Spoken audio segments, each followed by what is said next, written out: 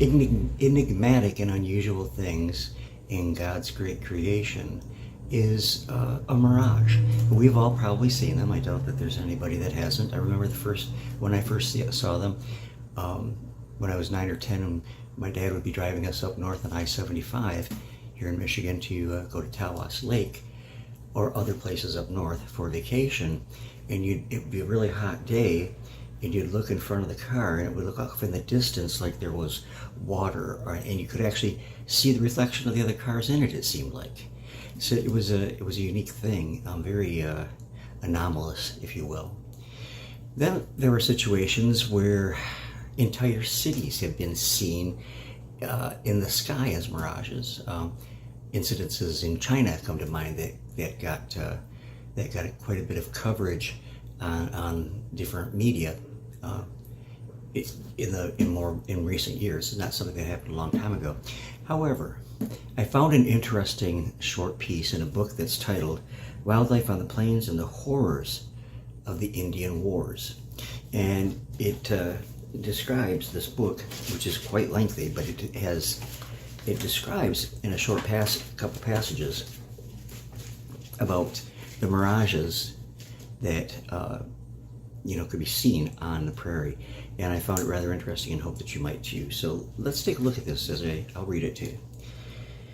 One of the first subjects which addresses itself to the mind of a stranger on the plains, particularly if he be of a philosophical or scientific turn of mind, is the mirage, which is here observed in all of its perfection. Many a weary miles of the traveler has been whiled away in endeavors to account for the fitful and beautifully changing visions presented by the mirage.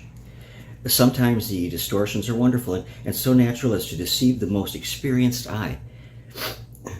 Upon one occasion, I met a young officer who had spent several years on the plains and in the Indian country. He was he had on the occasion alluded to in command of a detachment of cavalry in pursuit of a party of Indians who had been committing depredations on our frontier. Now, while riding at the head of the command, he suddenly discovered, as he thought, a party of Indians not more than a mile distant. The latter seemed to be galloping toward him. The attention of the men was called to them, and they pronounced them Indians on horseback. The trot was sounded, and the column moved forward to the attack, and the distance between the attacking party and the supposed foe was rapidly diminishing, and the Indians appearing plainer to the view each and every moment that passed. Now, the charge was about to be sounded when it was discovered that the supposed party of Indians consisted of the decayed carcasses of a half-dozen slain buffaloes, which number had been magnified by the mirage, and while the peculiar motion imparted by the latter had given the appearance of Indians on horseback. So that was quite a mirage, quite a startling mirage, I imagine, to those men who were serving in one of the forts there in the Indian Territory. It continues, I have seen a train of government wagons with white canvas covers moving through a mirage, which, by elevating the wagons to treble their height and magnifying the size of the covers, presented the appearance of a line of large sailing vessels under full sail, while the usual appearance of the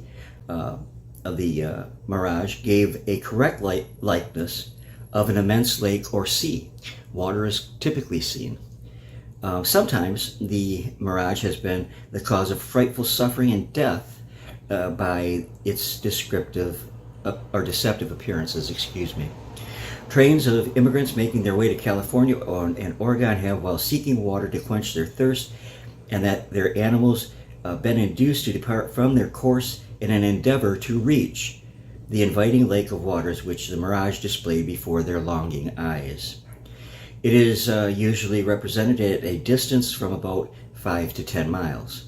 Sometimes, if the nature of the ground is favorable, it is dispelled by advancing towards it.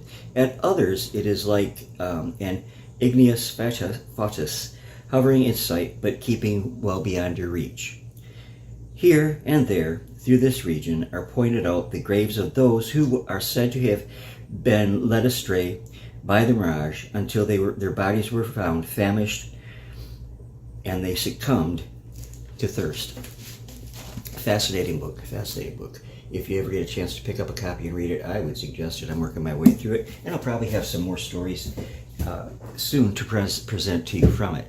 I'll tell you what, as I was saying at the beginning, I remember those hot days of summer when I would see the mirage of water up in front of us on the hot expressway. And that was back in the days when it was very uncommon to have air conditioning in your car, so we did not. But the thing is, it is, I lost my train of thought. So today is a day that reminds me of just such a day. It is what I would call the dog days of summer here in Saginaw. It is 90 and it is humid, and it's keeping people like me and Gil from getting out and looking for artifacts. So I hope that this super hot weather passes soon, but it looks like it's going to be with us for a few days. Maybe if I look off in the distance, I can see some arrowheads out there that I can run to try to catch, and they will keep escaping me. Okay, I hope that you enjoyed this brief little account, and I enjoyed bringing it to you. I love you all very much on the other side of the monitor, and God willing, I will see you all again real soon. Take care.